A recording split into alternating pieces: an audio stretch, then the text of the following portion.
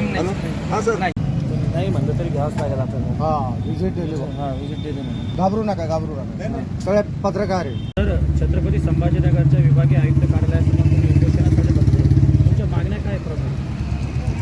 आमच्या प्रमुख मागण्या आहे की सिल्लोड नगर परिषदेने जे राम रहीम कॉम्प्लेक्सचं जे काम सुरू केलेलं आहे ते आमचं म्हणणं आहे की ते इलिगल आहे, बेकायदेशीर आहे आणि ते नियमानुसार नाही. तर आमची मागणी आहे कलेक्टरकडे, आमचे जेवढे मुद्दे दिलेले आहेत जिल्हाधिकारी साहेबाकडे, तर त्या मुद्द्यावर त्यांनी सखोल चौकशी आणि तपासणी करून त्याचा अहवाल घ्यावा.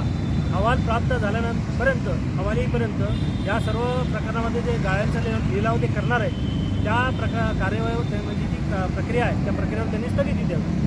तुम्ही एवढं टोकाचं पाऊल उचलता उपोषणाचं, या अगोदर तुम्ही प्रशासनाशी काही पत्रव्यवहार केला होता? 6 वर्षापासून आम्ही तक्रार दिलेला आहे. मला वाटते 2018 पासून आमच्या तक्रारी चालू आहे. काय प्रशासनाच्या लोकांचं काय? मी अद्यापर्यंत काहीच केलेलं नाही. म्हणजे साधी चौकशीसुद्धा केलेली नाही किंवा एखादा त्यांनी अहवाल पण कोणाचा त्याच्यात आजपर्यंत आलेला नाही. किती वर्ष? मी जवळपास 8 वर्षापासून चालू आहे. हे व्यापारी संकुल कुणाचे आहेत? हे नगरपालिकेचं आहे. नगरपालिकेची ज्या जागेवर बनवते त्या जागेवर पार्किंगचं आरक्षण आहे. ते पार्किंगच्या जागेवर ते व्यापारी संकुल बनवू लागले. व्यापाऱ्यांचा याला विरोध आहे? व्यापाऱ्यांना ह्या गोष्टी माहितीच नाही ना, कारण स्थानिक जे नागरिक असतात त्यांना ह्या गोष्टीची माहिती नसते. आता आम्ही ती माहिती सगळी RTIच्या माध्यमातून ती माहिती काढली आणि तक्रारी दाखल केल्या. आणि आमचा असा आरोप आहे की ह्या चुकीच्या ठिकाणी म्हणजे पार्किंगच्या जागेवर बांधकाम केलेलं आहे आणि जे MRTP ॲक्ट आहे, UDCPR आहे, तसंच आता प्रचलित जो कायदा आहे आता SSR, या कोणत्याही तरतुदीचं नियमाचं त्यांनी पालन केलेलं नाही. स्थानिक लोकप्रतिनिधी आहे. आंदोलन केलेलं आहे का आपण? हां, जवळपास आम्ही कंटिन्यू म्हणजे आता मागच्या 2022पर्यंत आमचे आंदोलन होते. आता मागच्या 2 वर्षात आम्ही ते आंदोलन केलेलं आहे. आता आझाद मैदानाला मागच्या वर्षी 2025ला आमचं मोठं आंदोलन झालं, त्यामध्ये सुद्धा आमचा घेतलेला आहे. स्थानिक लोकप्रतिनिधींकडे आपण या संदर्भात तक्रार केली का? आता जे विरोधी पक्षामध्ये जे नगरसेवक निवडून आले त्या सगळ्यांना आम्ही तक्रार दिलेल्या आहेत. त्याच्यामध्ये आता जे गट नेते आहेत कमलेश कटारिया भाजपचे, ते आता कलेक्टर साहेबांकडे भेटायला गेलेच आता या विषयावर. पुलाचं बांधकाम किती दिवसापासून प्रलंबित आहे?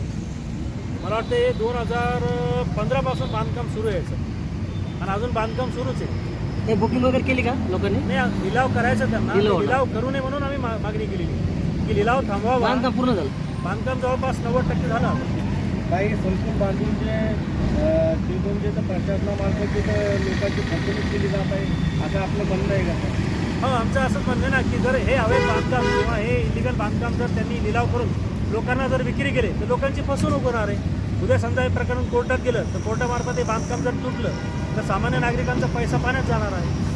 आपण या संदर्भामध्ये कोर्टामध्ये जाणार आहे का मग भविष्यामध्ये? हो, जर समजा शासनाने काहीच केलं नाही तर उच्च न्यायालयात दाद नक्कीच मागणार आहे.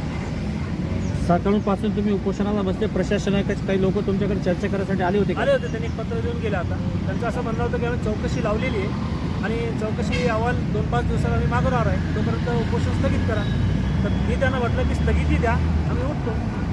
या उपोषणाच्या माध्यमातून आपण प्रशासनाला व लोकांना काय आवाहन करणार, जसं लोकांनी गाळे घ्यावी याबद्दल काय सांगणार? आमचं एवढंच म्हणणं आहे की जोपर्यंत या प्रकरणात सखोल चौकशी होत नाही, तपासणी होत नाही आणि त्याचा सविस्तर अहवाल प्राप्त होत नाही, तोपर्यंत ह्या समजा नगर परिषदने हे गाळे समजा लिलावात विक्री केले तर लोकांनी ते गाळे घेऊ नये आणि पैसे भरू नये. जर त्यांनी पैसे भरले तर लोकांचा पैसा पाण्यात जाईल आणि नंतर नगरपालिका याची भरपाई करून देणार नाही.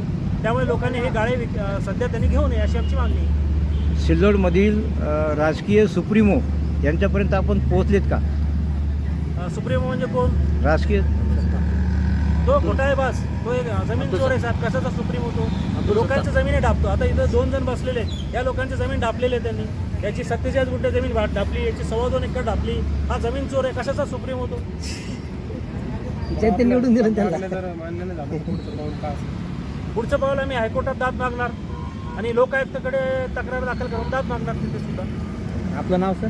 महेश शंकर पेल्ली, सामाजिक कार्यकर्ता सिल्लोड.